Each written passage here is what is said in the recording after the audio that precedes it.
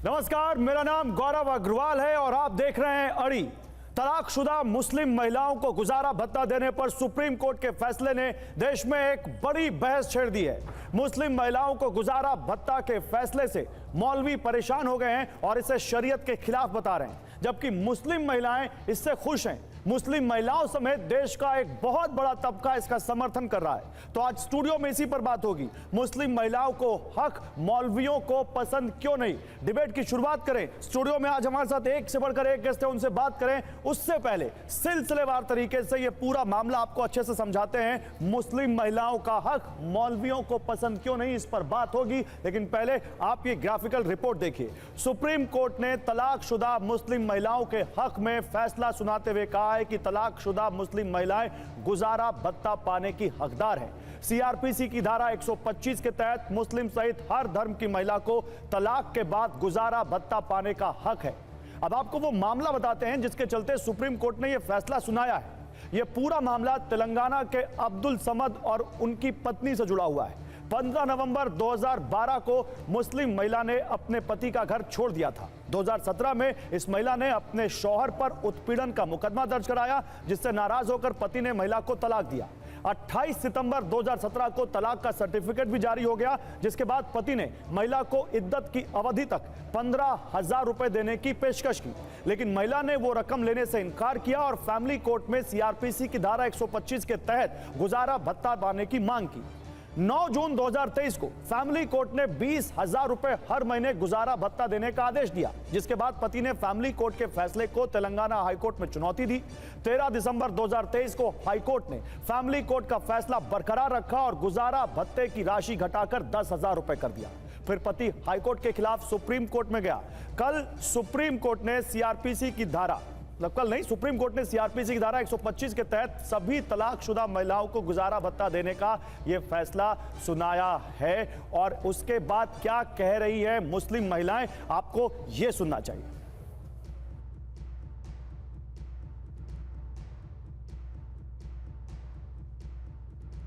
क्या मुहर्रम का वक्त चल रहा है ना, गम की तारीखें हैं ये सब, इसमें हम लोग कुछ यूज़ नहीं कर सकते। लेकिन सुप्रीम कोर्ट के फैसले से बहुत खुशी हुई है और हर मुसलमान औरत बहुत खुश होगी इस बात से और उसको बहुत सराहेगी। सुप्रीम कोर्ट ने जो ये फैसला दिया है हम लोग के हक में दिया है, मुस्लिम औरतों के हक में दिया है, इससे हम लोग बहुत खुश हैं। एक तरह से उन औरतों के लिए पर भी हुआ जो जिनको 3 तलाक दे करके छोड़ देते थे, भत्ता नहीं देते थे, उनके बच्चे होते थे, भरण पोषण उनका नहीं हो पाता था, तो उन लोग के लिए एक तरह से ये फैसला पर्व की तरह हुआ। बहुत हम लोग के लिए भी बहुत खुशी की बात है। इससे आने वाले टाइम में दूसरी शादी या तीसरी शादी करते हुए 10 बार सोचेंगे कि हमें पहली बीवी का भी खर्चा देना है, फिर दूसरी तीसरी करेंगे उसका भी है, तो वो पहली बीवी के बारे में ज़रूर सोचेंगे, दूसरी करते हुए डरेंगे। कि सुप्रीम कोर्ट ने बहुत अच्छा किया कि उसको मोहर लगा दी कि तलाकशुदा बीवी को खर्च देना चाहिए। जो रियलिटी है, आप ये नहीं बोल सकते कि कोई भी मुस्लिम लड़का आज के दिन में पण नहीं मांग रहा है, डाउरी नहीं मांग रहा है। हम है बहुत सारे एग्जाम्पल्स है। तो शरीयत के लॉ से तो उसको पैसा नहीं मांगना चाहिए। तो आज का जो हम लोगों का रियलिटी है, हम लोगों के देश का, वो देख के एक औरत को मेंटेनेंस देना इसका जरूरत है, इसीलिए सुप्रीम कोर्ट ये चीज लिए है। ये वक्त पर डिपेंड करता है, कोई देता है तो अच्छी बात है, क्योंकि सभी नहीं मानते ना, सारे रूल्स कौन फॉलो करता है। किसी को मिल जाता है तो ये अच्छी बात है। हाँ, कोर्ट की तरफ से हुक्म है, फिर तो मिल जाएगा इंशाल्लाह। और देखिए, इस पर बात करने के लिए मेरे साथ बीजेपी के प्रवक्ता शहजाद पूनावाला हैं, मेरे साथ जमात उलेमाए हिंद के राष्ट्रीय अध्यक्ष हैं सुहैब कासमी साहब, मेरे साथ नाजिया इलाही खान है राजनीतिक विश्लेषक, मेहरुद्दीन रंगरेज मेरे साथ हैं, प्रवक्ता हैं AIMIM पार्टी दिल्ली के, प्रोफेसर जुनैद हैरिस हैं इस्लामिक स्टडीज से जुड़े हुए हैं हमारे साथ, यास्मीन फारूकी हैं, आप सदस्य हैं all India Muslim personal law board और संयोजक हैं महिला विंग राजस्थान की। आप सभी का बहुत स्वागत है। शुरुआत फारूकी जी आपसे ही करूंगा। यास्मीन मैम, आप मुझे ये बताइए, क्या मुस्लिम महिलाओं को तलाक के बाद गुजारा भत्ता नहीं मिलना चाहिए? सुप्रीम कोर्ट का फैसला सही है या गलत है?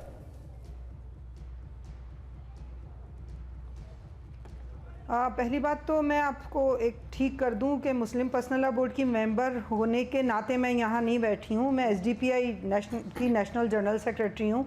प्लीज़ उसी हिसाब से मेरी बात बात नहीं, हम कीजिए, उसको मैं सही कर उसकी देंगे। प्रवक्ता ठीक। नहीं हूँ बोर्ड की। दूसरी बात, आप जो ये बात का सवाल है, मेरे एक बात आज समझ में नहीं आ रही। मैं एक थोड़ा सा आपको बता दूं कि मैं पिछले 10 साल से फैमिली कोर्ट में, पिछले नहीं मतलब 10 साल मैंने एज अ काउंसलर काम किया, एज अ गवर्नमेंट काउंसलर।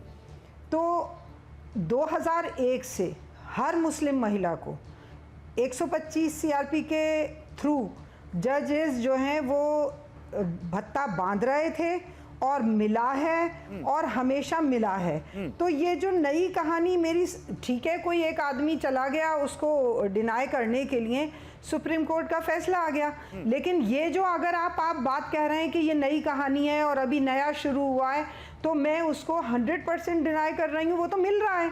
आप कहेंगे तो मैं 10,000 क्या 50,000 फाइलें दिखा दूंगी आपको जिसमें डिसीजन हुआ है, जिसमें महिलाओं, मुस्लिम महिलाओं को आफ्टर डिवोर्स भत्ता मिला है। तो इसमें नई क्या बात है, ये मेरी बात समझ में नहीं आ रही। नहीं, मैं नई बात की बात नहीं कर रहा हूं। अगर मिला है, आप 10,000 फाइलें दिखा सकती है या 1,000 फाइलें दिखा सकती है, तो आप इसको सही मानती है ना। आप एसडीपीआई सदस्य के तौर पर जो मौलवी इसका विरोध कर रहे हैं, जो कह रहे हैं कि नहीं मुस्लिम महिलाओं को तलाक के बाद गुजारा भत्ता नहीं मिलना चाहिए, आप देखिए मौलवियों को कहेंगे ना कि ये गलत है। वो क्या कह, नहीं तो उस गलत और सही उनके कहने से फर्क कहाँ पड़ रहा है कोर्ट को? कोर्ट तो दिलवा रहा है ना, दे रहा है ना, ऑलरेडी 2001 से दे रहा है। डीवीडी जो नया वो आया है उसके तहत मिल रहा है। वो मैम तो कह रहे हैं कि हम शरीयत मानेंगे, कोर्ट का फैसला नहीं मानेंगे, ये कह रहे हैं। आज तक मेरे भाई 2001 से माना जा रहा है ना, उन बेचारों के कहने से क्या फर्क पड़ रहा है? मुझे तो ये जवाब दे दीजिए।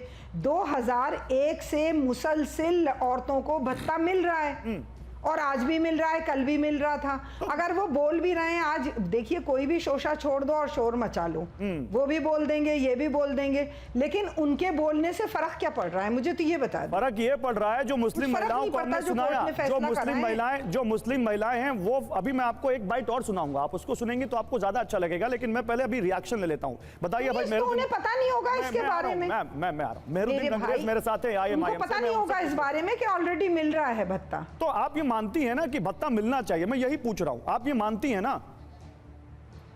अरे मिल रहा है ऑलरेडी, मिलना क्या चाहिए? 10 साल 25 साल से ले रही हैं महिलाएं। ठीक है, अब आप एक नया कहानी लाके मैं नहीं ला रहा हूं। अभी देखिए मेहरुद्दीन अंग्रेज मेरे साथ है AIMIM से। मेहरुद्दीन अंग्रेज, आप बताइए आपका क्या कहना है? आप इसका समर्थन करते हैं या आप मानते हैं कि नहीं, जो मौलवी कह रहे हैं कि शरीयत के हिसाब से चलेंगे? एक तो मैं एक बात से अपनी बात शुरुआत करूंगा कि शरिया में जो है हमारी जो दखलंदाजी की जा रही है, और जो कि आर्टिकल 25 के तहत हमें जो एक अधिकार मिला हुआ है अपने अपने धर्म की बातों का प्रचार प्रसार करने का और अपनी बातों को फॉलो करने का, और शरीयत भी जो है शरीयत के हिसाब से चलने का। अब आप जो है हमारी शरीयत में दखलंदाजी कर रहे हैं। दूसरा, जो हमारे 2 जज साहब थे उनकी दोनों की राय बिल्कुल अलग अलग है। और रही बात यह कि जो भत्ता जो मिलना चाहिए, वो तो अभी उन्होंने बताया, भी ये जो हमारी बहन बोल रही थी अभी कि वो तो मिल ही रहा है ऑलरेडी। तो अगर जिसे शरियाए एक अदालतें भी लगती हैं, ये भी सबको पता है। अगर आपको नहीं माननी वो चीज़ें तो आप फिर अदालत चली जाइए। IPC की धारा के तहत सारी चीज़ों पे जो है अदालत संज्ञान लेता है और खर्चा भी देता है। मगर जब तक आपकी शादी तलाक हो गई, फिर आपका जो है तलाक हो गई, 3 महीने की इद्दत का समय आता है, उसके लिए भी जो मेहर की रकम होती है वो अदा करता है जो शोहर होता है उसका। आपका स्टैंड क्या है? आप कहना क्या चाहते हैं? मैं कह रहा हूं हमारी शरीयत में दखल अंदाजी हम बिल्कुल बर्दाश्त नहीं करते, ठीक नहीं है। शरीयत में दखल अंदाजी हमारी शरीयत के हिसाब से हमें जिसको भी कोई दिक्कत है वो शरियाई अदालत में जाए, अपनी बात रखे और उन्हें जो है इंसाफ मिलता है। और ये एक महिला की बात नहीं, सारी बहुत सारी। पहली बात तो बीच में कोई नहीं बोलेगा, बीच में कोई नहीं बोलेगा। नाजिया रुकिए, नाजिया बीच में कोई नहीं बोलेगा, अभी रुकिए, अभी आप नाजिया अभी शहजाद बोलेंगे। शहजाद, शरियाई अदालत में जाए इसका क्या मतलब है? ये कह रहे हैं शरिया में घुसपैठ हो रही है। मैं साहब से केवल एक ही चर्चा करना चाहता हूं। इस देश में क्रिमिनल कोड यूनिफॉर्म है, पर शरिया के हिसाब से तो कुछ अलग कानून है ना। ये यूनिफॉर्म क्रिमिनल कोड क्यों मानते हैं? ये शरिया में दखल अंदाजी नहीं है। जो इन्होंने वेशभूषा पहनी है, वस्त्र पहने, क्या ये शरिया कंप्लाइंट है? यहाँ पर काजमी साहब इस्लामिक स्कॉलर है, ये जेन्युइन इस्लामिक स्कॉलर है, वहाँ पर भी खड़े। क्या इनकी वेशभूषा शरिया के हिसाब से है क्या भाई साहब? इनकी दाढ़ी और टोपी भी नहीं है शरिया के हिसाब से। मैं तो नहीं मानता हूँ, तो मैंने तो नहीं रखी है। ये जो है ये इनकी या उनकी वेशभूषा देख लीजिए, इनकी दाढ़ी देख लीजिए, इनकी तो दाढ़ी भी नहीं है जो शरिया में है। और ये शरिया की वकालत क्यों? शरिया की वकालत कब होती है पता है गौरव भाई? जब महिलाओं के अधिकार पर हनन करना है, वरना संविधान बहुत पसंद है। क्या अधिकार? नहीं, सुन बीच लीजिए, में कोई नहीं बोलेगा, बीच में कोई नहीं बोलेगा। आप गौरव की बात की गंभीरता को समझिए। जब सिविल लॉ में मैं महिलाओं को प्रताड़ित कर सकता हूं तब तो मुझे शरिया बहुत पसंद आता है, और जब क्रिमिनल लॉ में रवि को तो सजा होगी जेल की, पर मेरे हाथ कटेंगे चोरी करने पर, तब मैं बोलता हूं शरिया नहीं चाहिए बाबा।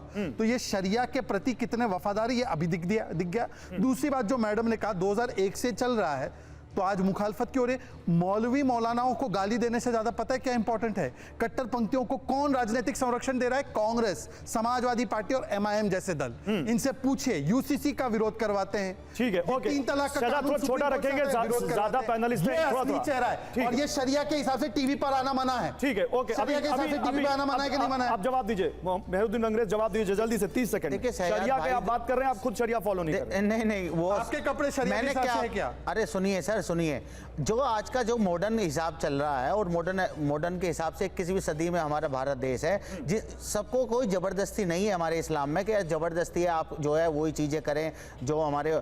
देखिए सब अपनी अपनी सहूलियत के हिसाब से करते हैं। नहीं, महिलाएं जो हमारी बहनें हैं, आप ये बताइए उनके लिए उनके साथ क्या इंसाफ नहीं करते मर्द? आप ये बताइए, आप ये चाहते हैं गौरव भाई आज आप यहाँ नौकरी सुनिए सजाद भाई, आप फिर बीच में बोल रहे हैं, अभी तो आप खुद ही कह रहे थे। अभी गौरव भाई है यहाँ पे, आज TV9 में है, अगर ये कल जी न्यूज में चले जाते हैं तो ये क्या तनख्वाह क्या इनसे मांगे? आप ये बताइए कि TV9 वाले मेरे को तनख्वाह दो जी, TV9 के। नहीं, बात आप यही मैं कहना चाह रहा हूँ। आप किस चीज को किस चीज से कंपेयर कर रहे हैं? आप एप्पल को ऑरेंज से कंपेयर कर रहे हैं। आप एक गुजारा भत्ता मेंटेनेंस को सैलरी से कंपेयर कर रहे हैं। समझिए, अभी सुनिए, जब तक वो निकाह में है, आपने बीवी, आपने वाइफ को नौकरी बना दी, आपने उसके पत्नी को आपने नौकरी बना दिया। क्या बात कर रहे हैं? कॉन्ट्रैक्ट है एक शादी, कॉन्ट्रैक्ट है एक शादी। ठीक है, ओके। मेहरुद्दीन अंग्रेज रुकिए। अब जुनैद हारिस साहब, आप इस्लामिक स्टडीज से जुड़े हुए हैं। इस्लामिक स्टडीज के जुड़े होने के नाते इस्लामिक तौर तरीकों को जानने के हिसाब से क्या मेहरुद्दीन अंग्रेज सही कह रहे हैं? और दूसरा, उससे भी बड़ी बात, क्या आपको लगता है कि मुस्लिम महिलाओं को मेंटेनेंस नहीं मिलना चाहिए तलाक के बाद? असल आपका जो सवाल है वो दूसरा ही वाला है। और बात यह है कि एक बात बिल्कुल क्लियर है कि इस्लाम जुल्म के खिलाफ है, और औरतों पर किसी किस्म के जुल्म को न गवारा करता है, न इसकी तरफ किसी चीज़ को बर्दाश्त करता है। मैं उसूली बात कर रहा हूँ, बल्कि मैं तो एक दूसरी बात कहने जा रहा हूँ, इसको ज़रा सुन लीजिए कि सुप्रीम कोर्ट से जो फैसला आया है उसमें संशोधन की ज़रूरत है। जब एक औरत को आप गुजारा भत्ता की बात करते हैं उस वक्त तक, कब तक? कि जब तक वो औरत जिंदा है। अगर मर्द पहले मर जाता है तो उसको गुजारा भत्ता कौन देगा? नंबर 1। मर्द कहीं भाग जाता है तब क्या होगा? संशोधन की जरूरत है कि अगर जुल्म के आधार पर किसी मर्द ने किसी औरत को तलाक दिया है तो ऐसी सूरत में वन टाइम उस पर जो भी सजा देनी हो दे दिया जाए। अभी क्या कहना है आपका? अभी जो फैसला आया, वही तो उसी नहीं, आप संशोधन पे नहीं, अभी मुस्लिम महिलाओं को गुजारा भत्ता तलाक के बाद शरीयत के खिलाफ है या नहीं? जो शरीयत का जो लोग बहाना बना रहे हैं या शरीयत का जो लोग यहाँ पर चोला ओढ़ रहे हैं, उनको आप कैसे देखते हैं? मैंने आपसे कहा कि इस्लामी शरीया औरत के हुकूक की पासदारी करती है।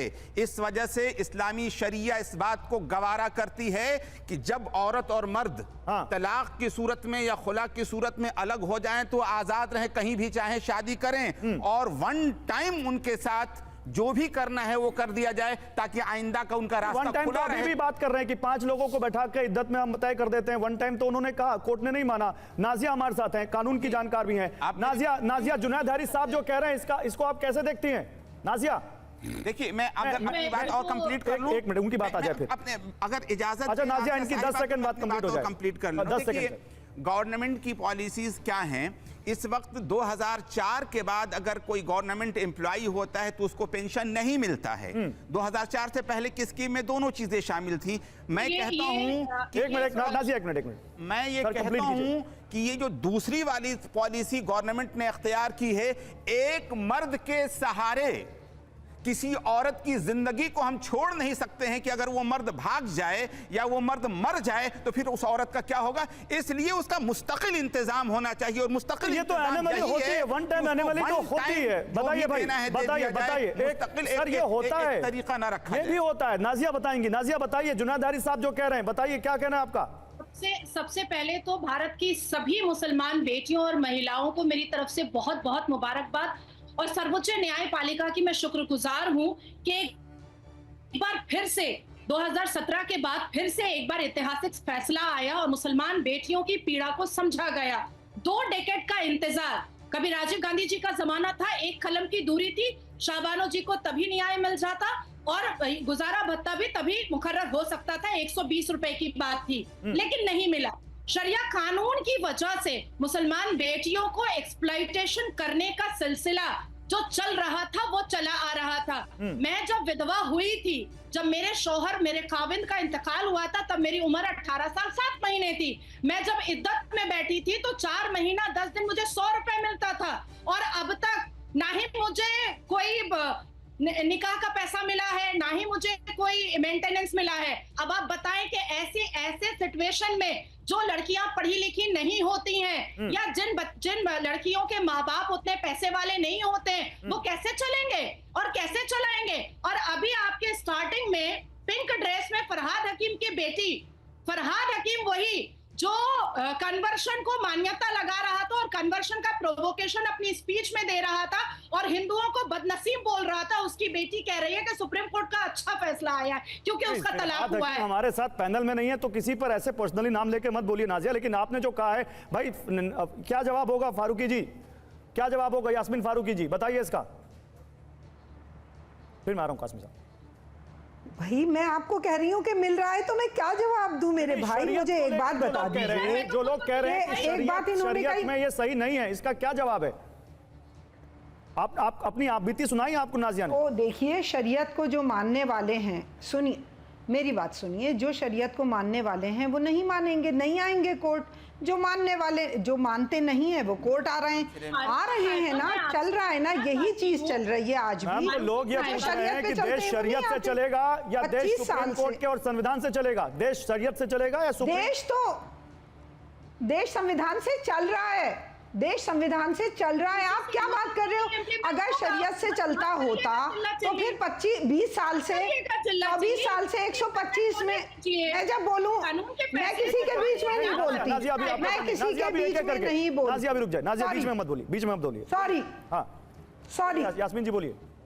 मैं किसी के बीच में नहीं बोलती, इसलिए मैं पसंद नहीं करती। मैं एक बात जानती हूँ कि जो महिलाएं जा रही हैं उन्हें पैसे मिल रहे हैं पिछले 20 साल से, जो नहीं जा रही होंगी वो उनको नहीं मिल रहे होंगे। जो शरीय पे चलना चाहे, देखिए ये भी तो अधिकार है ना कि हम जैसे जीना चाहें जी सकते हैं। सुप्रीम कोर्ट में मामला तो यही था मैम, वो जो गए सीआरपीसी के तहत वहां पर यही तो दलील दी गई कि भाई मुस्लिम पर्सनल लॉ बोर्ड में कहा गया है शरिया में कि इद्दत के बाद हम नहीं देते तलाक के बाद गुजारा भत्ता, वही तो दलील दी गई, पूरा मामला यही है। तो फिर 25 साल से कैसे मिल रहा था? अरे भाई फिर 25 साल से कैसे मिल रहा है? तो फिर ये अपील पहले फैमिली कोर्ट में, फिर हाई कोर्ट में, फिर सुप्रीम कोर्ट में, फिर ये ऑर्डर क्यों आया मैम? 99 पन्नों का ऑर्डर क्यों आया? तो अपील खारिज होती गई, खारिज। देखिए किसी, ये भी पर्सनल अधिकार है, अगर किसी को एहतजाज था वो चला गया, उसका सही, उसको कोर्ट को सही नहीं लगा, उन्होंने खारिज कर दिया। तो आप मानते हैं कि शरीयत का, आप मानते हैं कि शरीयत का बहाना ले रहे हैं वो गलत है? आप ये मानते हैं कि शरीयत के बहाने को नहीं यहाँ पे लाना चाहिए? आप ये मानती हैं? क्यों नहीं,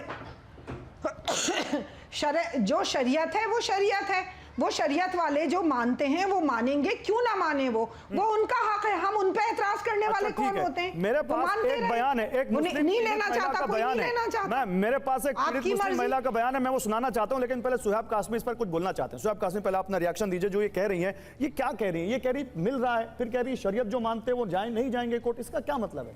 देखिए मोहतरमा जो बोल रही है राजस्थान से, मुस्लिम पर्सनल लॉ की अपनी शनाख्त को छुपा कर एसडीपीआई की आड़ में छुप के, यानी कि आज मुस्लिम पर्सनल लॉ बोर्ड की गलतियां, उनका 50 साल जराइम। मैं कुछ नहीं छुपाती हूँ, उनकी नहीं, मैं एक बात देखिए, मैं बीच में बोल रही हूँ, माफी चाहती हूँ, मैं कुछ नहीं छुपाती हूँ और मुझसे बदतमीजी ना करें, नहीं तो मैं चैनल पे से उठ के चली जाऊंगी। आप इनसे कहिए कि मुझसे तमीज से बात करें, मुझसे तमीज से बात करें, मैं बदतमीजी से बात करना पसंद नहीं करती। आपकी आपत्ति मंजूर हो गई, ओके। अगर 70 सालों से इन मौलवियों ने पर्सनल लॉ बोर्ड के और तमाम ने इस्लाम की सही छवि देश को बताई होती तो ये 3 तलाक का कानून मोदी जी को न बनाना पड़ता। 3 तलाक जब हो गया कानून बन गया तो बोले कि इस्लाम में यही है। उससे पहले हलाले भी करवा रहे थे, 3 तलाक़ें भी करवा रहे थे। आज ये तमाम चाहते हैं कि 25 करोड़ मुसलमान जो है उनमें से जो आधी महिलाएं हैं वो कोर्ट जाके अपने पैसे लेकर आए। कितनी शर्म की बात है। इस्लाम के अंदर हर चीज है, गुंजाइश है। भारत का मुसलमान बिना कोर्ट के तो मिलेगा भी नहीं, समझा सका है ना दिखा सका है। दुनिया के अंदर बताइए, दुनिया के अंदर जहां जहां मुसलमान है कहीं 2 कानून है? हर जगह देश का एक ही कानून होता है। वही चाहते हैं भारत के अंदर एक कानून, एक देश में 3 कानून चले। कश्मीर के अंदर ये दूसरा कानून चलाना चाहते हैं, आसाम में अलग चलाना चाहते हैं और बिहार, बंगाल, उड़ीसा में अलग चलाना चाहते हैं। ये सारा का सारा बोलिए वोटों का। यास्मीन फारूकी, ओके, एक मिनट मैं सजाद आ रहा हूं। यास्मीन फारूकी बोलिए, क्या कह रही हैं आप? मैं जुनैद साहब आ रहा हूं। अगर जो ये बात कह रहे हैं कि सब दुनिया में एक कानून चलता है तो ये गलत बोल रहे हैं। चाहे लंदन हो, चाहे अमेरिका हो, अगर किसी को निकाह करना होता है वो निकाह करता है और फिर जाके कोर्ट मैरिज कर लेता है।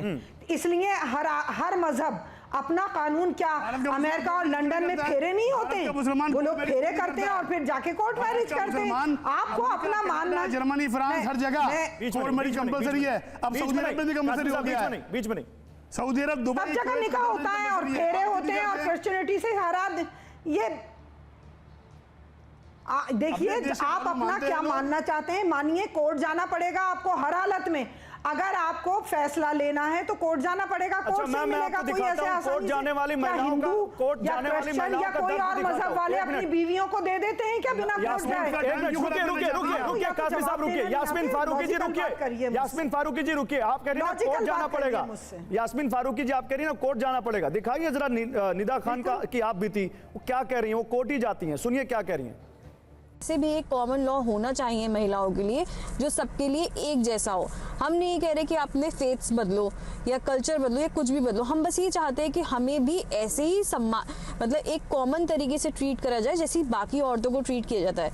अगर बात करें मेंटेनेंस की तो नॉन मुस्लिम जो कम्युनिटी है उनको मेंटेनेंस मिलना आसान है as compared to Muslim community, क्योंकि मुस्लिम कम्युनिटी पे वो ये कहते हैं कि नहीं, हमारी शरीयत में है कि हमारे साथ नहीं रह रही है तो हम इसे भत्ता नहीं देंगे। क्यों नहीं दोगे भाई?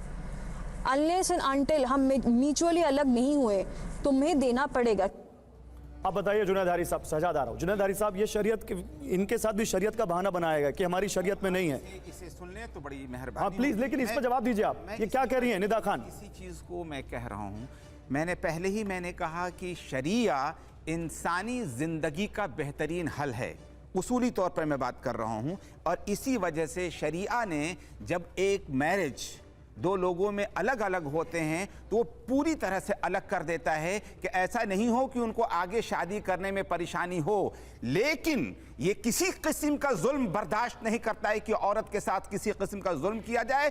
इसी वजह से मैं कहता हूं कि जब तलाक हो और मर्द की गलती है तो 1 टाइम उसको इतना ज्यादा दे दिया जाए ताकि वो औरत चाहे तो आगे की जिंदगी को जैसे चाहे वैसे गुजारे, शादी करके गुजारे, बगैर शादी के गुजारे। मैं बिल्कुल इसको फेवर नहीं करता हूं कि औरत को यूं ही छोड़ दिया जाए। ठीक है शहजाद।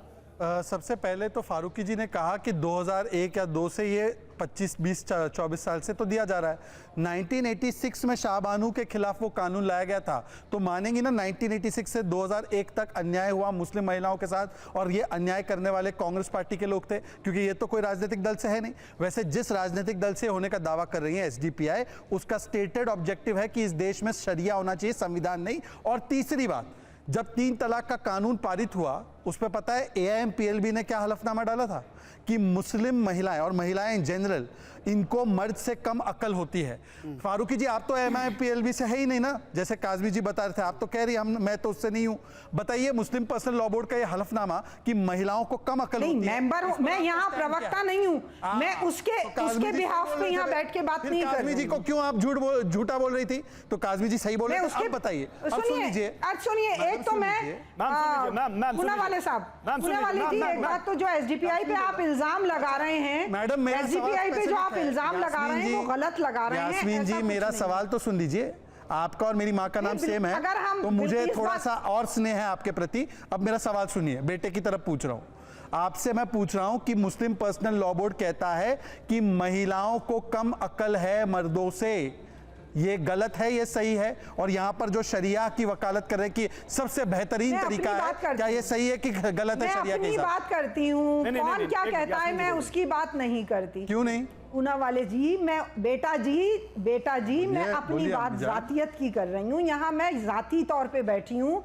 मैंने इसीलिए पहले कह दिया था आपसे कि मैं किसी की प्रवक्ता नहीं हूँ। आप महिला हैं, के लिए अगर मैं हूँ तो जवाब दे हूँ। आप महिला के रूप में बोलिए। मैं तो गलत बोलता हूँ इसको। हाँ। मैं मर्द हूँ, मैं गलत बोलता हूँ। आप महिला बोलिए ना, गलत है। मैं कह रही शादी हो गई है क्या पूना वाला साहब?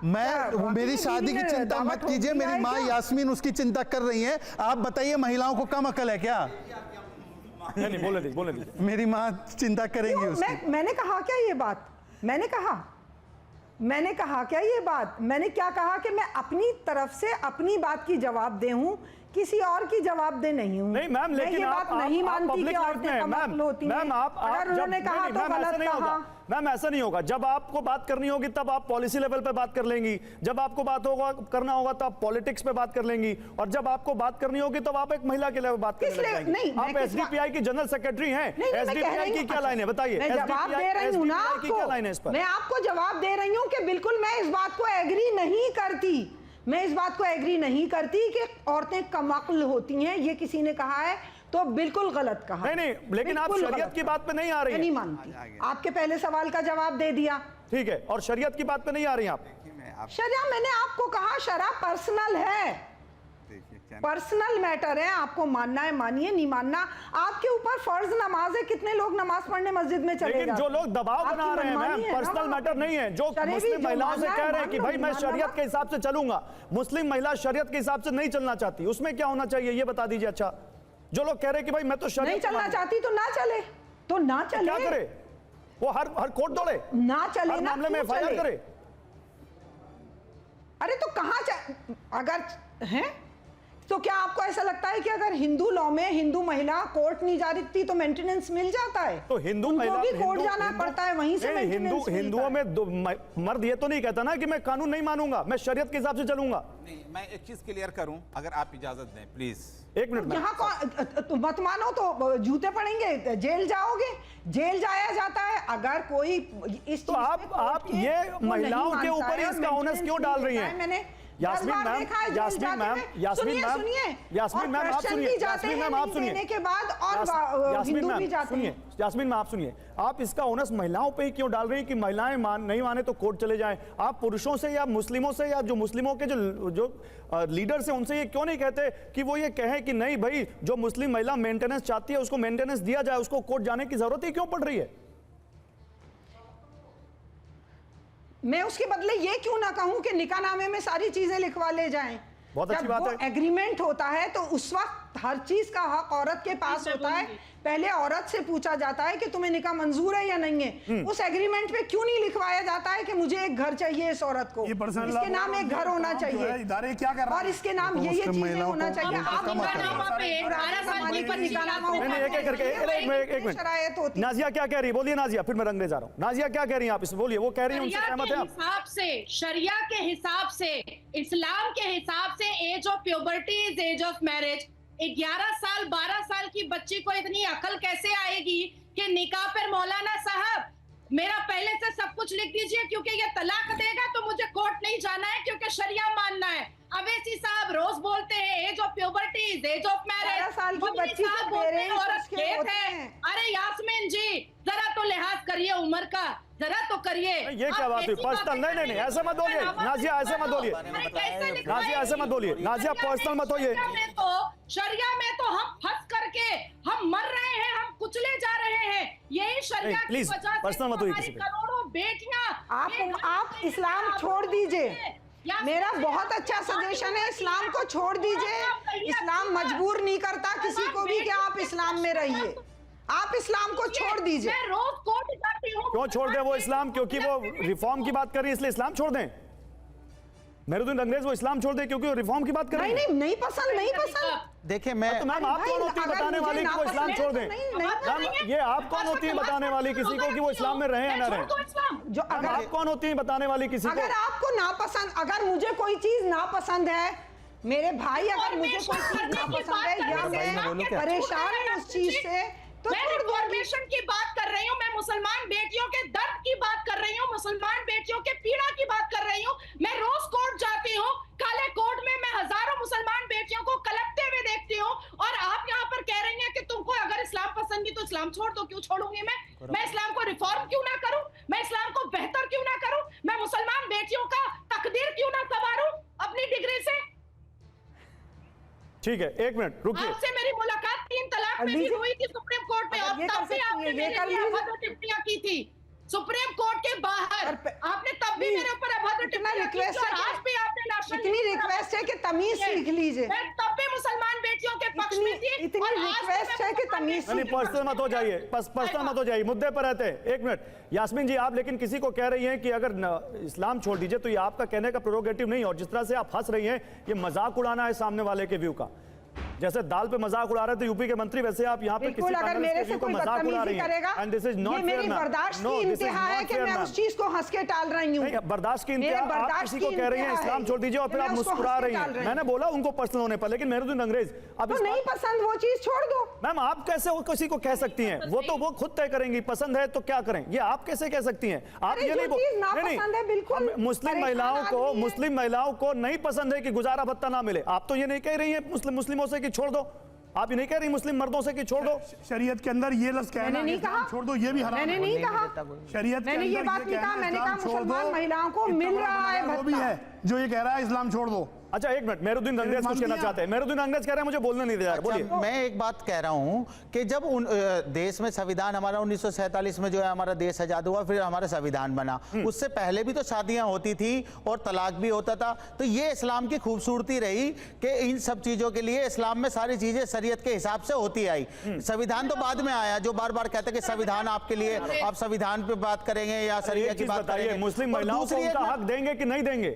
अरे मिलता है भाई उनको, कहां मिलता है? महिलाओं को जो हमारी बहनें होती हैं उन्हें संपत्ति में भी हक मिलता है। आप तो कैसी बातें कर रहे हैं? के चक्कर लगाने को कह रही है, वो कह रही है कोर्ट जाओ। देखिए जिसे शरिया का कानून मानना है वो शरिया अदालत जाएगा। अरे मेहरुद्दीन रंगरेज आपके सामने यास्मीन फारूकी कह रही है कोर्ट नहीं मानता तो वो अदालत जाए और अपना हर चीज के लिए आप कोर्ट जाए। मुस्लिम महिलाएं जाती हैं, आप बताइए ना, कह रहे हैं मुस्लिम महिला कोर्ट जाए। तो मुस्लिम महिलाएं और जो हिंदू हमारी बहनें हैं और भी जो इस बुनियाद पे के उनके दहेज के लिए मार दी जाती है, पेट में मार दी जाती है। तो हिंदुओं में लाख गुनाही है, हिंदुओं में लाख खराबियां। सुनिए हिंदुओं के पीछे मत छुपिए, हिंदुओं में लाख खराबियां है, तो आप ये बताइए कि वो महिला आएगा जिन्हें छोड़ दिया जाता है, रिलेशनशिप में रहा जाता है, उनकी बीवियां भी होती हैं।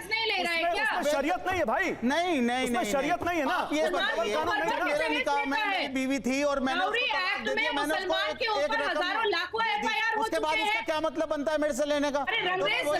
शहजाद जवाब देंगे, एक मिनट नाजिया रुकिए। तुमको नहीं पता, इज्जत से बात कीजिए, इज्जत से बात कीजिए। एक मिनट, पर्सनल नहीं, मुसलमान क्या मुसलमान भी तो जहेज लेता है।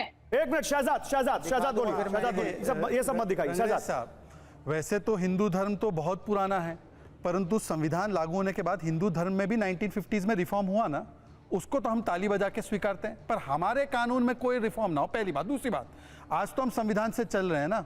मैं आपसे एक ही सवाल पूछ रहा हूँ, चाइल्ड मैरिज जो सभी धर्मों में होती है, हिंदुओं ने कभी चाइल्ड मैरिज का एक्ट बना कि उसमें अभी दंड मिलेगा, उसको नहीं नकारा। पर आज भी हम लोग क्यों ये कहते हैं कि एक 12 साल की बच्ची का अगर एक 40 साल के बुड्ढे से शादी हो जाए, 45 साल के व्यक्ति से शादी हो जाए, उसको स्वीकारेंगे धर्म के आधार पर? मेरी बात पूरी हो जाने दीजिए। आपकी, मैं पर्सनली नहीं बोल रहा हूँ, पर आपके घर में बेटी है, आपकी बेटी है खुद की? नहीं, मेरी तो नहीं है, मेरे तीनों लड़के हैं। आप चाहेंगे कि आपकी 7-8 साल की बेटी की शादी 65 साल के व्यक्ति से हो? ऐसे कहाँ होता है? आप कैसी बात कर रहे हैं? आदिवासियों में होता है, आप जाके उन्हें रोकिए। आप आदिवासियों में जाके रोकिए, आप जाइए ना। मगर ये आप जो है टारगेट जो करते हैं कि बार बार इस्लाम को बुरा दिखाया जाए, हमें विलन बनाया जाए। रंगरेज जी, एक लाइन आपने बोला नहीं होता है, तो कानून आ जाए तो क्या फर्क पड़ रहा है आपको? नहीं कानून नहीं जब कानून देखिए देखिए आप कोई कानून लेकर आते हैं तो आपको क्या करना होता है, आपको सबको कॉन्फिडेंस में लेना पड़ेगा, आपको सारे धार्मिक गुरुओं को बुलाना पड़ेगा। आप कोई चीज तानाशाही की तरह नहीं कर सकते। आपने किसान कानून बनाया, आप ये बताइए फिर आपने वापस क्यों लिया? एक मिनट, किसान कानून वापस क्यों लिया आपने? किसान कानून पे बहस नहीं है रंगरेज किसान नहीं, बात आम की और इमली पे मत जाइए रंगरेज, बात आम की और इमली पे मत जाइए। मुझे ये बताइए अरे एक चीज कोई चीज थोप देना उसमें फर्क होता है। अरे मुस्लिम महिलाओं के कुछ मानवाधिकार हैं कि नहीं है? मुस्लिम है हमारे समाज में, आपको इतनी चिंता करने की क्या जरूरत हो रही है हमारे समाज की? अरे हम है ना उनके लिए भाई, आप अपनी चिंता करिए। आप अपने इनका समाज नहीं है, शहजाद का समाज नहीं है, शहजाद भाई की चिंता कुछ और हो सकती है, मैं नहीं जानता। कासमी साहब का समाज नहीं है। अच्छा एक मिनट कासमी साहब आपका समाज नहीं है, आप चिंता मत करिए। देखिए केवल अंग्रेज चिंता करेंगे। अगर हिंदुस्तान के हमारे लोग बैठे हैं बड़े पर्सनल लॉ बोर्ड और यहाँ की मुस्लिम तंजीमें मुसलमानों के औरतों के हकूक पर, तलाक पर, इन चीजों पर काम करती तो आज मुस्लिम औरतों को जलील होना नहीं पड़ता। लाखों लाखों औरतें कोर्टों के चक्कर नहीं लगाती। कहाँ लाखों? ये हर बार कोई डाटा है? 17 लाख। अरे बोलने दीजिए रंगरेज बोलने दीजिए रुक जाइए रंगरेज शुक्रिया रंगरेज मुझे माइक डाउन करना पड़ेगा। यकीन नहीं है वो जाती है अदालत में फैसला लेने के लिए। 17 लाख औरतें कोर्ट के अंदर महिला नहीं जाती, 17 लाख औरतें नहीं जाती। ये कौन गया कोर्ट में? क्यों? जो अदालतें हैं इन मसाइल को हल नहीं किया। मोहल्ले के लोग हमारे जैसे जिम्मेदार लोग, और आप भी जिम्मेदार आदमी हैं। यास्मीन फारूकी आप भी लोगों का फैसला करते हैं। उसके बावजूद दहेज के पैसे मौका क्यों आता है? कासमी साहब रुके रंगरेज यास्मीन जी को लाइए। यास्मीन मैम आप तो कह रही थी 1000 फाइलें मैंने देखी हैं, ये तो कह रहे हैं मुस्लिम महिला कोर्ट जाती ही नहीं है, अब इनको क्या कहेंगे आप? बताइए, दोनों कॉन्ट्रडिक्ट कर रहे हैं एक दूसरे को। ये नहीं जाते तो इनकी गलती है। मैं मुस्लिम महिलाओं की मैं एक बात जानती हूँ कि फैमिली कोर्ट से जो भी आता है, जो भी मुस्लिम महिला पहुँचती है अपने मैटर को लेके, वहां से उनका गुजारा भत्ता बनता है हर हाल। नहीं इनकी गलती नहीं है मैम, ये कह रहे हैं मुस्लिम महिला कोर्ट नहीं जाती, ये सभी मुस्लिम महिलाओं को एक पूरे रंग में पेंट कर रहे हैं। आप पर्सनली नहीं बात हो रही है कि ये नहीं जाते, ये कह रहे हैं मुस्लिम महिलाएं, वो मुस्लिम महिलाएं कोर्ट जाती नहीं है। गलत है ना ये? एक सवाल, कोई बात नहीं, अपनी राय हो सकती है। गलत है एक सवाल नहीं। एक मिनट अब मैं रंगरेज, आप शरीयत की बात कर रहे थे ना मैम एक मिनट शरीयत की बात कर रहे थे ना आप, जरा निदा खान की दूसरी बाइक चलाइए, अभी आपको पता चलेगा मुस्लिम महिलाएं क्या कह रही हैं शरीयत के बारे में। चलाइए जरा। अधिकार है वो शरीयत के नाम पे छीने जाते हैं। जैसे गुजारा भत्ता है, वो कहते हैं कि इस औरत से हमारा रिश्ता नहीं है, हमारे साथ रह नहीं रही है, तो हम इसका गुजारा भत्ता क्यों देंगे? तो मुझे लगता है कि सबसे ज़्यादा ज़रूरी था हम जैसे मुसलमान औरतों के लिए, क्योंकि जिन्हें हर बात पे शरीयत का नाम ले लेके परेशान किया जाता है, कोर्टों में परेशान करा जाता है कि नहीं हमारी शरीयत में मुस्लिम लॉ जिसे कहते हैं उसमें ये अपनी शरीयत प्लस करके चलते कि हमारे में ये हमारे में वो, उसके ज़रिए हम लोगों की एक तरीके से एक्सप्लॉयटेशन चलता है। मुस्लिम कम्युनिटी पे वो ये कहते हैं कि नहीं हमारी शरीयत में कि हमारे साथ नहीं रह रही है तो हम इसे भत्ता नहीं देंगे। क्यों नहीं दोगे भाई? आप बताइए यास्मीन मैम, कोर्टों में शरीयत के नाम पे परेशान किया जाता है, ये मैं नहीं कह रहा हूं, ये खुद एक पीड़ित मुस्लिम महिला कह रही है। आप कह रही है कोर्ट चले जाइए, कोर्ट में भी तो शरीयत उनका पीछा नहीं छोड़ रही मैम। ये कोर्ट किसने कह दिया कोर्ट में शरीयत चलती है? आप ये बात मानेंगे कि कोर्ट में शरीयत? नहीं ये कह रही हैं कोर्ट, नहीं आप देखिए आप पलट रही बात, ये बात वो कह रही है कोर्ट में शरीयत का हवाला देकर परेशान किया जाता है। क्या कोर्ट में? बिल्कुल गलत बात है। कोर्ट में संविधान के हिसाब से सारे फैसले होते हैं, कोर्ट में शरीयत के नाम पे कोई बात नहीं होती, ना कोई काम होता। वहां पे फैसला होता है संविधान के तौर पे, और जो सीआरपी की धारा है उसके हिसाब से कोर्ट क्यों मानेगा शरीयत? कोर्ट नहीं ना वो कोर्ट हिंदू लॉ मानता है, आप समझ नहीं रही है। वो ये कह रही है जो दूसरा पक्ष है वो शरीयत की आड़ लेकर इनको परेशान करता है, वो ये कह रही हैं। वो ये नहीं कह रही कि जज परेशान करते हैं या कोर्ट परेशान करती है। दूसरा पक्ष बार बार शरीयत का बहाना लेता है और उनको वहां पर उस वजह से परेशान होना पड़ता है। कोई भी मर्द औरत को परेशान करने के लिए किसी भी तरीके का बहाना ले सकता है, वो चाहे शरण ले लो, चाहे क्रिश्चियनिटी में ले लो। आपको अब तलाक की बात लंबी हो जाएगी। इस्लाम में 2 मिनट तलाक खुला सब कुछ है। उसी में आप क्रिश्चियनिटी में चले जाइए, तलाक लेना जब तक म्यूचुअल में नहीं आओगे आप ले ही नहीं सकते, चाहे कोई भी गलत हो उसमें, हिंदू लॉ में कोई भी गलत हो। तो देखिए सब जगह अच्छाइयाँ बुराइयाँ सब होती हैं, उनको आपको क्या एग्जैक्टली मैम एक मिनट से ज्यादा मैम, ये बिल्कुल सही बात आपने कही, हर धर्म में कुछ बुराइयां हैं, लेकिन आप ये मानने को तैयार क्यों नहीं कि इस्लाम में भी कुछ बुराइयां हैं? इस्लाम में नहीं है, हाँ, मुसलमान में है। मुसलमान में है। आप बस ये बात मुझसे, इस्लाम में कोई बुराई नहीं है। सुनिए, इस्लाम में क्लियर कट है कि एक मुआहिदा है, निकाह, एक एग्रीमेंट है, आप उस एग्रीमेंट में लिखवा लो ना कि तलाक मैं दूंगी तुम्हें, आप उस एग्रीमेंट में लिखवाओ कि मैं एक मकान लूंगी, आप उस एग्रीमेंट में लिखवाओ कि मेरा, एक मिनट नाजिया बीच में मत बोलिए, नाजिया बीच में मत बोलिए ना, सब कुछ ओके ठीक है। अब नाजिया, अब शहजाद, फिर नाजिया रुक जाएगा, अब शहजाद, एक मिनट मैम ओके आपने बोल दिया मुसलमान में बुराइयां हैं, लेकिन मुसलमान ये बुराई मानने को तैयार नहीं है। बोलिए शहजाद। एक सवाल और बड़े अदब से मैं यास्मीन जी से पूछना चाहता हूं, और बिल्कुल सही बात है, कौन इंसान अपने आप को बुरा समझता है? यास्मीन जी, एक बड़े अदब से आपसे, इसके बाद आपके पास बड़े अदब से आपसे एक सवाल पूछूंगा। आपने बिल्कुल सही कहा, किसी धर्म में बुराई नहीं है, उसके अनुयायियों में बुराई होती है। अगर कोई मुस्लिम व्यक्ति 60-65 वर्ष का कोई 10 साल की बच्ची से शादी करे, उस पर केस चलना चाहिए, हाँ या ना? या उसको प्रोटेक्शन मिलना चाहिए धर्म के आधार पर?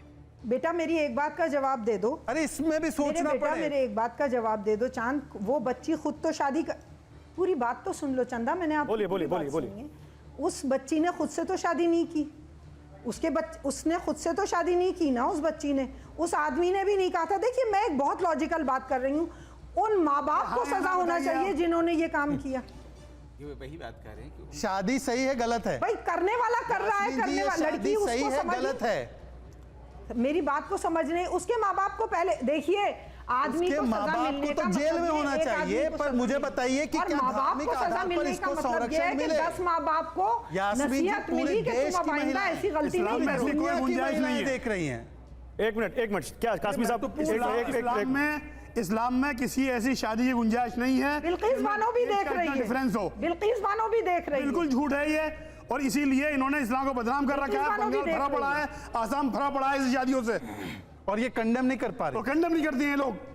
जुनैद हारी साहब आप तो कंडेम कर दीजिए। जुनैद हारी साहब आप बोलिए। जुनैद एक मिनट, अभी मुस्लिम पर्सनल लॉ बोर्ड के तौर पर बोल रही नहीं बैठी वो, बोलिए जुनैद हारी साहब आपका क्या कहना है? देखिए बहुत उसूली बात मैं कह रहा हूँ कि इस मुल्क के अंदर शादी पे तमाम लोग संविधान, एक सवाल शहजाद ने बोल रहे हैं उस पर आप जो कुछ प्रैक्टिसेस हैं गलत हैं, मैं उसी पर आ रहा हूँ। इस मुल्क के अंदर तमाम लोग संविधान से चलते हैं, और सर्वश्रेष्ठ सबसे बड़ा हमें संविधान ही है। एक चीज बिल्कुल क्लियर हो, यहाँ पर शरिया पर भी अमल जो होता है वो संविधान के मुताबिक होता है, ऐसा नहीं है। इसी वजह से आपने कहा कि क्रिमिनल लॉ को क्यों नहीं लागू किया जाता है। मैं खुद कहता हूं कि अगर क्रिमिनल लॉ से बच रहे हैं, अरे भाई साहब पूरी बात सुन, क्या ये शादी को धार्मिक प्रोटेक्शन मिलना चाहिए, हाँ या ना?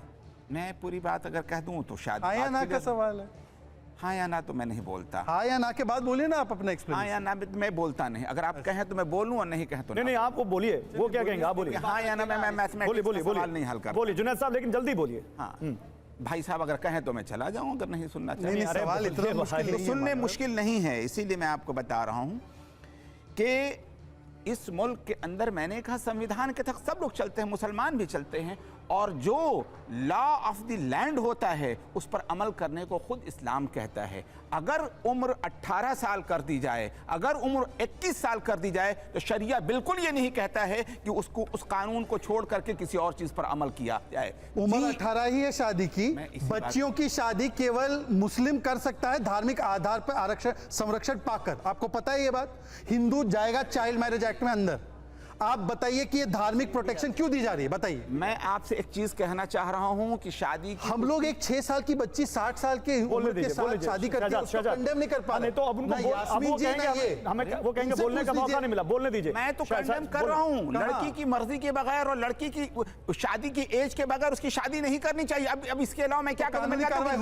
मैं खुद कह रहा हूं कि लॉ ऑफ द, मैं क्या कानूनी कार्रवाई हो ना? मैं तो खुद कह रहा हूँ कि लॉ ऑफ द लैंड के मुताबिक तो शादी नहीं कर रहा हूँ, सर कानूनी कार्रवाई। और मैं क्या कह रहा हूँ, बोल दिया उन्होंने, कंडेम कर दिया उन्होंने। क्या कह रहा हूँ मैं, जो भी लॉ ऑफ द लैंड के मुताबिक अमल नहीं कर रहा है, कानून का आरा उसके ऊपर। जुनायद हारिस साहब, सुप्रीम कोर्ट का तो कहना फैसला लॉ ऑफ द लैंड है ना, तो लॉ ऑफ द लैंड पर फिर मौलवियों को एतराज जो हो रहा है उस पर आप क्या कहेंगे? एतराज नहीं, अरे एतराज नहीं, वो कह रहे हैं मेरे पास बाइट है। इस बात को समझ लें, हकीकत यह है कि सुप्रीम कोर्ट का जो फैसला है, मैंने आपसे कहा कि उसमें संशोधन की जरूरत है, उसमें प्रोटेक्शन नहीं है। मौलवियों का एतराज नहीं, मेरे पास बाइट है, जरा दिखाइए वो जो मौलवियों का एतराज बता रहा हूं। अभी वो जो मौलवी जिन मौलवियों का एतराज जाएगा। अरे सर मैं आपको दिखा देता हूं, सच हाथ कंगन को आरसी क्या और पढ़े लिखे को फारसी क्या, बताइए मौलवियों की जो बाइट है दिखाइए जरा यहाँ पर। नहीं क्या बात है वो, मैं सुनिए।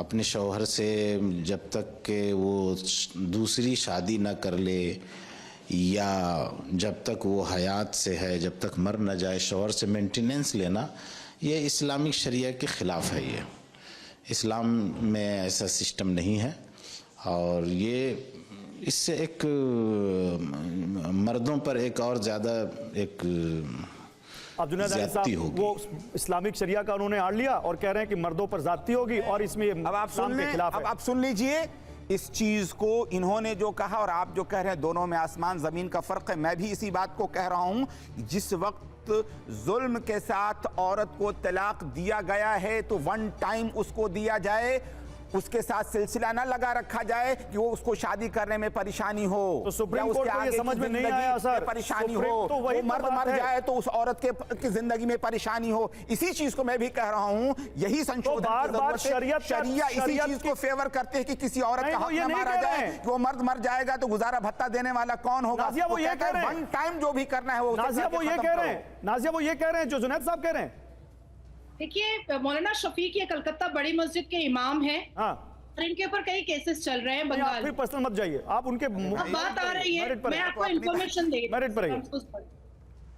सबसे पहली बात है कि जिस तरह से हिजाब अपना मैटर ऑफ चॉइस है, उसी तरीके से 125 सेक्शन धारा भी मैटर ऑफ चॉइस है। जिसको नहीं मिलेगा लड़की को वो कोर्ट जाएगी और सुप्रीम कोर्ट के निर्णय के बाद और फैसले के बाद वो कोर्ट जाकर के अपना अधिकार का भीख नहीं मांगेगी बल्कि कानूनी तरीके से अपना लीगल राइट मांगेगी, क्योंकि शरिया के हिसाब से और शरिया के एक्सप्लॉयटेशन के हिसाब से हमेशा मुसलमान लड़कियों के लीगल राइट का हनन हुआ है, उनको मचोड़ा गया है, उनको तकलीफ दी गई है। और इस ऐतिहासिक फैसले से हमारी मुसलमान बेटियां बहुत मजबूत हुई हैं कि अब वो किसी भी कोर्ट में जाएंगी तो वो अपने लीगल राइट के हिसाब से अपने एक्सपेंसेस और बच्चों के एक्सपेंसेस वो मांग सकती हैं, वो डिवोर्सी होने के बावजूद भी या तलाकशुदा होने के बावजूद भी। अब बात आती है कि कई बार लड़कियां जो होती हैं अगर वो डिवोर्सी हो जाती हैं या विडो हो जाती हैं तो वो शादी नहीं करती हैं, और जब वो नहीं करती हैं तो फिर उनके एक्सपेंसेस को उठाने के लिए भाई पति को तो देना पड़ेगा ना पैसा। 4 बीवियां रख सकते हैं तो कम से कम जिस बीवी को छोड़ रहे हैं उसको तो पैसा दे सकते हैं ना, इसमें क्या दिक्कत है? बार बार शरिया के एक मिनट रंगरेज जवाब दीजिए। हक मारना ठीक नहीं होता। शादियों की जो बात करती हैं और बार बार जो हिजाब की बात कर रही हैं, 4 शादी बताइए आप किस में जाए, आप अपने परिवार में बता दीजिए, आप अपने आस पड़ोस में बता दीजिए, 10 नाम बता दीजिए जिनकी 4 बीवी हो। ये जो नैरेटिव फैलाया जा रहा है कि मुसलमान 4 परिवार में तो किसी ने 4 शादी नहीं की, लेकिन मेरे पड़ोस में एक दादाजी ने 4 शादियां की हैं, उनके 18 बच्चे हैं। लगातार 4 शादियां की हैं, बार बार जो बताती है सारी चीजें 4 शादियां की हैं। पर्सनल मत होइए, मैं सबको रोक रहा हूं। अरे पर्सनल मत होइए, बीजेपी के नहीं, बीजेपी के शहजाद है, बीजेपी के मुझे पता है कौन बीजेपी से, आप ऐसे मत बोलिए, किसी को भी कहीं से भी आप भाई ये तो जेल भी जा चुके हैं फ्रॉड के। अरे क्या बात कर रहे हैं, पर्सनल बात कर रहे हैं, सुनिए पर्सनल मत होइए प्लीज, पर्सनल मत होइए, पर्सनल मत होइए। अरे रंगरेज आपको किसी की बात पसंद नहीं आ रही, आपको किसी की बात पसंद नहीं आ रही। अच्छा आप दूसरे को फ्रॉड, एक मिनट, आप दूसरे को फ्रॉड कह रहे हैं, आप शरिया की वकालत करते हैं, आप शरिया से क्यों नहीं चलते? हम भी चलते हैं। क्या चलते हैं आप? शरिया से आपने कौन से कपड़े पहन रखे हैं? हम चाहते हैं आप शरिया कब कह रहे हैं तो शरिया को फॉलो करिए। शरिया आप करते हैं जिसकी जो मन कर रहा है। कहाँ कर रहे हैं आप? उसको फ्रॉड कर रहे हैं, दूसरे वाले को नहीं कह रहे। एक वाक्य, केवल एक वाक्य, रंगरेज भाई साहब, एक वाक्य। बड़ी अच्छी चर्चा चल रही है, तो इसी लिहाज से मैं, आपने बोला कि देखिए मुसलमानों को बदनाम किया जा रहा है, वो 4 शादियां नहीं करते, अच्छी बात है, मेरे भी एक्सपीरियंस में ऐसे इतने उदाहरण नहीं है। मैं आपसे एक चीज पूछा हूं, तो सुनिए ना, पूरी बात तो सुनिए, अभी थैंक यू मत बोलिए। बाइगमी का कानून मुसलमानों पर लागू हो जाए, फिर मान लो गौरव जी ने 2 शादी कर ली तो ये तो जाएंगे जेल, तो यहाँ पे मुसलमान भी अगर कर ले तो जाए जेल, कोई करता तो नहीं है ना वैसे। नहीं, अगर कोई करता है तो जितना उसको हक है पहली बीवी को, उतना ही उसको भी देता है। तो महिलाओं को हक है, 4 मर्दों का हक है, वो हक नहीं देते महिलाओं को, 4 मर्दों का हक है। सैयद भाई आप बात घुमा देते हैं, क्या सही बात को भी करते नहीं। अरे आप इतना अच्छा स्माइल कर रहे हो, दूसरी शादी महिलाओं को भी 4 हस्बैंड दे दो ना, उसको उतना ही महिलाओं को भी 4 हस्बैंड का हक दे दो। मगर जब हिंदू भाई हमारा कोई शादी करता है, महिलाओं के लिए अधिकार समान नहीं हो सकते गौरव जी, हो ही नहीं सकता, क्योंकि ये इनका क्या नाम ले, जन्म नहीं हो सकता। एक मिनट, क्या बोला? महिलाओं के लिए अधिकार बराबर नहीं हो सकता, आप ये कह रहे हैं? ओवैसी जी की सोच है, रंगरेज ओवैसी की पार्टी की सोच है कि महिलाओं को बराबर का अधिकार नहीं मिलना चाहिए, ये कह रहे हैं आप? मिलना चाहिए। क्या 50% का आरक्षण नहीं है क्या महिलाओं का? जो ओवैसी की पार्टी ने थोड़ी ना दिया है आरक्षण। ये मुस्लिम पर्सनल लॉ बोर्ड में है ओवैसी साहब, जिसने कहा महिलाओं को कम अक्ल है। मगर हम कह रहे हैं हमारी शरीयत में दखलंदाजी ना की जाए। हम अभी बोला नहीं करते मुसलमान, मतलब मुसलमान शरिया नहीं फॉलो कर रहे हैं, मुसलमान शरिया फॉलो कर नहीं कर रहे हैं। चाहता शरीयत को वो रंगरेज साहब, एक मिनट रुकिए, एक मिनट। अब मैं चाहता हूं ये उनका फैसला होता है। नहीं ऐसा नहीं, कासमी साहब, हमारा इस्लाम 1444 साल हो गए। अरे सर रुकिए, तो इसका मतलब थोड़ी ना है कि आप जो कर रहे हैं उसमें जो, जैसा कि मैम कह रही है, इस्लाम में बुराई नहीं है लेकिन मुसलमानों में बुराई है, लेकिन आप मानने को तैयार नहीं है। कासमी साहब मुझे बताइए, आप इस्लामिक प्रैक्टिसेस के जानकार हैं, ये जो बात यहां पर निकलकर सामने आ रही है कि हमें जो पसंद आए वो हम पसंद कर लेंगे, और जो हमें पसंद जो उसको हम चूज कर लेंगे, और जो हमें पसंद ना आए उसको हम बता देंगे शरीयत के खिलाफ है और उसको हम नहीं मानेंगे। क्या यही चल रहा है? बिल्कुल, 70 साल शरीयत है क्या सर, ये बताइए लोगों। देखिए 70 सालों में हिंदुस्तान में जो कुछ हो रहा है शरीयत के नाम पर, ये ना शरीयत है ना इस्लाम है। ये इस्लाम से भी गद्दारी है, शरीयत से भी धोखा है। शरीयत वो है कि जो पूरी दुनिया के अंदर इस्लाम फॉलो करने वाले लोग उसे फॉलो करते हैं। Saudi Arab, Kuwait, Qatar, Bahrain, America, Canada, Germany के मुसलमान तमाम के तमाम अपने मुल्क का कानून नहीं मानते हैं, इस्लाम को ही मानते हैं। यहाँ शरीयत के नाम पर अपनी मनमानी चीज़ें मानी जाती हैं जो पसंद नहीं है, यानी कि मीठा मीठा गप गप और कड़वा कड़वा थू थू, ये चलने वाला नहीं है। इस्लाम को मानना है, पूरी तरीके से मानना पड़ेगा। अगर नहीं मानना है तो पूरी तरीके से देश के कानून को आप आइए फॉलो करिए। नहीं, ये कह रहे हैं कि शरीयत से चलेगा, हमें संविधान में पर्सनल लॉ का अधिकार मिला है, और शरीयत में हमें कहा गया है कि हम 4 शादी कर सकते हैं। शरीयत में हमें कहा गया है कि हम यहाँ पर इद्दत तक महिला को मेंटेनेंस देंगे, उसके बाद नहीं देंगे, तो हम तो शरीयत मानेंगे। ये सब झूठ बोलते हैं। हिंदुस्तान के सारे बड़े मौलवी 3 तलाक को आगे बहस करते हैं। अपनी बेटी की जब तलाक होती है तो उसमें फैसला दूसरा मानते हैं, फैसला उसके अंदर कहते हैं तलाक नहीं हुई। हलाला दूसरों के लिए है, अपने लिए नहीं है। मैं कह रहा हूँ तुम 10 नाम नहीं बता सकते, मैंने खुद हवाले देखे। मैं कहता हूँ एक नाम नहीं हो तो आपको अधिकारी क्यों चाहिए? अरे अगर आप डायरेक्ट इस्लाम के बारे में हमारे क्वेश्चन हम पूछे नहीं, इकराम मुस्लिम है उनके साथ आप कैसे बर्ताव कर रहे हैं, आप कैसे मुल्ला मौला ऐसे करते हैं, यास्मीन मैम, इस्लाम में हुक्म है कि पूरी दुनिया में जहाँ पर भी पैसा दिया जाए, मेंटेनेंस दिया जाए, मुसलमान है वो सब शरिया के तहत चलते हैं। आप ये बताइए, जब शरिया के तहत ही तो वहाँ पर जो आज दुबई में जो मंदिर बना है वहाँ पर भी तो बनवाया गया है ना। एक मिनट, दुबई के मंदिर पर कहाँ चले गए आप? इंडिया में रहिए, अभी इंडिया में रहिए। सब लोग एक साथ मत बोलिए, सब लोग एक साथ मत बोलिए। दुबई में मंदिर नहीं पाएगा तो फिर जो है अमेरिका में मस्जिद कैसे? शहजाद एक मिनट। रंगरेज साहब, ये शरिया की कोई किताब है क्या? एक किताब है शरिया की कोई? अरे कौन सी किताब? दूसरा सवाल भी ले लो, पार्ट 2 भी ले लो। इसमें आप डिजिटल पेमेंट करते हैं ना फोन से? हाँ। बैंक अकाउंट है मतलब? हाँ। इंटरेस्ट आता है?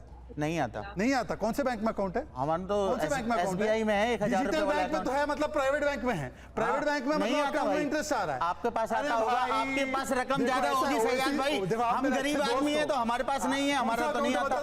नहीं आता, आपके पास आता होगा, इसलिए आपको पता है। अकाउंट डिस्क्लोज कर दो ना अपना, कौन सा अकाउंट है आपके पास? मैंने बताया SBI में है मेरा। SBI में इंटरेस्ट नहीं आता? नहीं आता, उन्होंने गिव अप कर दिया, सेविंग अकाउंट है हमारा। ओके, लेकिन बात ये नहीं। नाजिया एक मिनट, मैं यास्मीन मैम समय कम है। यास्मीन मैम, आप एक महिला हैं, ठीक है, आप मुस्लिम पर्सनल लॉ बोर्ड से जुड़ी हैं, आप एक राजनीतिक संगठन से जुड़ी हैं, लेकिन महिलाओं के प्रति मुस्लिम धर्म में या रह रहकर 3 तलाक की बात आती है, मेंटेनेंस की बात आती है। आपको लगता नहीं है कि अब वक्त आ गया है कि मुस्लिमों को भी, आप जैसे जो विद्वान हैं, आप जैसे बुद्धिजीवी हैं, उनको इस पर बात करनी चाहिए कि आज का समय शायद अब समय जो जिस तरह का है उसमें ये सारी चीजें नहीं चल पाएंगी? मैं बिल्कुल इस बात पे बात करना चाहती हूँ। मैं बात करना चाहती हूँ कि जब निकाह किया जाए, शुरुआत में जब हम एक एग्रीमेंट कर रहे हैं तो इतना स्ट्रॉन्ग एग्रीमेंट होना चाहिए वो, क्योंकि देखिए निकाह में मैं एक बहुत आराम वाली बात कर रही हूँ, थोड़ी चीज़ मेरी भी समझ लीजिए। निकाह में पहले लड़की से पूछा जाता है कि तुम्हें ये मंजूर है क्या, लड़के से बाद में पूछा जाता है। इसलिए, और अब कोई ये सब कहने की बातें हैं कि बच्चियों का निकाह और ये, अब सब समझदार लड़कियां हैं और ऐसा नहीं है इंटरकास्ट मैरिज भी हो रही है, इंटर मतलब गैर मजहब एक दूसरे से अलग कर रहे हैं, वो उनका अपना मसला है, मैं उस पर एतराज़ नहीं कर रही हूँ। लेकिन मेरा ये मानना है कि अगर तलाक और उस पर आपको कंट्रोल करना है तो शरीय में, तो मैम इनको कौन जवाब देगा जो लोग शरीयत की आड़ में छिप जाते हैं और गलत प्रैक्टिसेस को सही ठहराते हैं? इनको कौन जवाब देगा? देखिए, इनको कौन जवाब देगा? प्लीज बेटे एक बात पूरी होने दीजिए, बस एग्रीमेंट है ये, उस एग्रीमेंट नवाबों के और उनके 6 करोड़ की संपत्ति का मालिक मुजफ्फरनगर अलीगढ़ आगरा का रहने वाला 5000 रुपए मेहर क्यों रखता है? सही बात, ये बताइए आप, कहाँ छुप जाते हैं मौलवी? वो 1 करोड़ रुपए मेहर क्यों? जो आप मेरी बात आप कर रहे हैं, संपत्ति के द्वारा उसकी मेरे भाई मेरी बात आप कर रहे हो, तो क्यों करते हैं? वही तो मैं पूछ रही हूँ। आप शरीय के अंदर, आप उनको जवाब देने दीजिए। आप चिल्लाते हैं, बात नहीं करते। जवाब दीजिए मैम, 30 सेकंड आपके पास केवल, जल्दी। देखिए वो इस्लाम बात शरीय की हो रही है यहाँ पे, शरीय में ये जायज है कि लड़की अपने हक के हिसाब जवाब दीजिए, समय हिसाब से जो चाहे अपने शौहर से लिखवा सकती है, वो तलाक का हक खुद ले सकती है। मैं ये चलिए, समय खत्म हो चुका है। ओके, समय खत्म हो चुका है। इस बात को फिर कभी करेंगे जब इस पर बात करेंगे, लेकिन आप सभी लोगों का बहुत शुक्रिया हमारे साथ जुड़ने के लिए। एक छोटे से ब्रेक के लिए रुक रहे हैं, खबरें लगातार जारी रहेंगी, आप बने रहिए हमारे साथ।